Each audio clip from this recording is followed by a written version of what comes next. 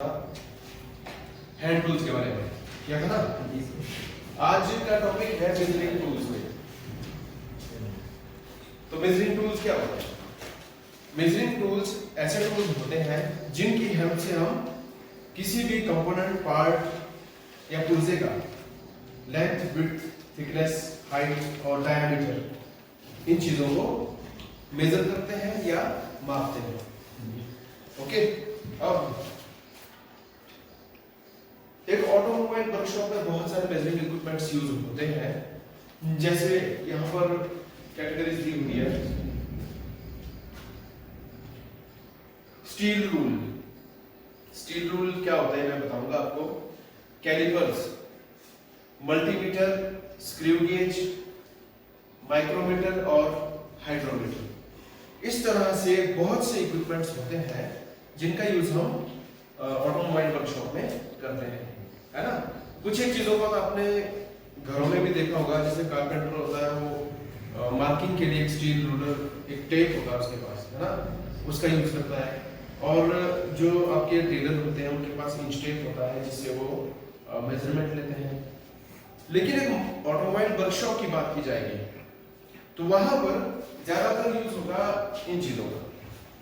किसी भी कंपोनेंट का डायमीटर, थिकनेस, विड्थ, हाइट और लेंथ अगर मेजर करनी है तो screw gauge, multimeter, hydrometer, vernier calliper, ये चीजें ज्यादा यूज होती है। तो इसमें यहाँ पर सबसे पहले दिया है स्टील रूलर। स्टील रूलर कुछ ऐसा दिखता है और स्टील रूलर पे दो स्केल बने होते हैं। एक साइड होता है सेंटीमीटर में और दूसरी तरफ होगा इंच में। तो जो आपका एक स्टील रूल होता है वो होता है स्टैंडर्ड 1 फीट का। कितना होता है? 1 फीट। 1 फीट पे 12 इंच होते हैं। कितने होते हैं? 12। और 12 इंच में होते हैं आपके 30 सेंटीमीटर। कितने होते हैं? 30 सेंटीमीटर। तो 1 सेंटीमीटर में होते हैं 10 mm। कितने होते हैं? 10 mm। याद रहेगा। अब तो इसका यूज कहां करेंगे हम? किसी भी कंपोनेंट को कहीं भी फिट करना है, किसी भी पार्ट को length, width, thickness, height measure करनी है तो हम उसके लिए स्टील रूलर का यूज करते हैं। समझ गए? अब नेक्स्ट आता है कैलिपर। यहां पर जो कैलिपर दिए हैं इसमें से एक आउटसाइड कैलिपर है और दूसरा इनसाइड कैलिपर है। आउटसाइड कैलिपर का यूज किसी भी गोल ऑब्जेक्ट का बाहर का डायमीटर मेजर करने के लिए यूज किया जाता है। और जो इनसाइड कैलिपर होता है ये वाला, इससे हम किसी भी गोल कंपोनेंट के अंदर का छेद होता है या बोर होता है उसका जो डायमीटर नापना है उसके लिए हम इसका यूज करते हैं इनसाइड कैलिपर। जब आउटर का डायमीटर मेजर करना है तो इस आउटर कैलिपर का यूज करेंगे। जैसे गोल कोई पुर्जा है उसका बाहर का जो व्यास है उसको आपने कैलकुलेट करना है तो ये आउटर कैलिपर यूज होगा, आउटसाइड कैलिपर। और ये इनसाइड कैलिपर ये अंदर का डायमीटर मापता है। समझ गए? तो ये चीज आपने ध्यान रखनी। ये जो कैलिपर्स होते हैं ये इंपॉर्टेंट होता है। अगर किसी कंपोनेंट का बाहर का डायमीटर या फिर अंदर का डायमीटर अगर आपने कैलकुलेट करना है तो उसके लिए हम कैलिपर का यूज करेंगे। समझ गए? उसके बाद आता है नेक्स्ट आपके पास माइक्रोमीटर। क्या चीज है? माइक्रोमीटर। अब माइक्रोमीटर क्या होता है? देखो, इसको स्क्रू गेज भी बोलते हैं। क्या बोलते हैं? Screw gauge. तो जो ये माइक्रोमीटर होता है इसका यूज मैन्युफैक्चरिंग में, असेंबली लाइन में यूज किया जाता है ना। तो इसकी हेल्प से हम किसी भी ऑब्जेक्ट का डायमीटर, लेंथ, विड्थ, थिकनेस उसको हाई एक्यूरेसी के साथ मेजर कर सकते हैं, है ना। अब देखो, आप बोलोगे जी सर स्टील रूलर जब था तो इसका यूज क्यों किया गया, है ना, उससे भी लेंथ, हाइट, विड्थ माप सकते हैं।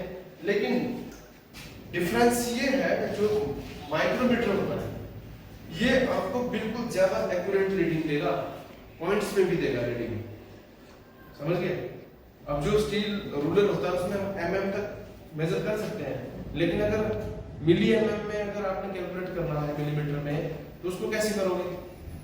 तो उसको नहीं कर पाओगे आप। एक स्टील रूलर से या फिर वर्नियर कैलिपर होगा तो उससे उतनी एक्यूरेसी नहीं आती है जितनी एक्यूरेसी आपको इस माइक्रोमीटर में मिलती है। इस चीज का ध्यान रखना आपने। जो माइक्रोमीटर होता है ये आपको हाई एक्यूरेसी की रीडिंग देगा, पॉइंट्स में भी देगा, और वो होगी एमएम में भी, है ना।